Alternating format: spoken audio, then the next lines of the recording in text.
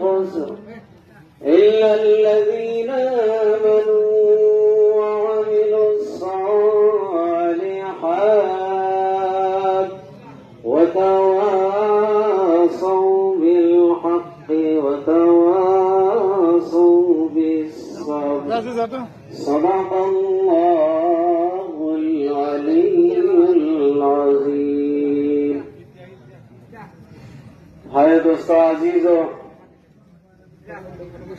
আল্লাহ রব্বুল আলামিন বলতেছেন যে তিনজন মানুষ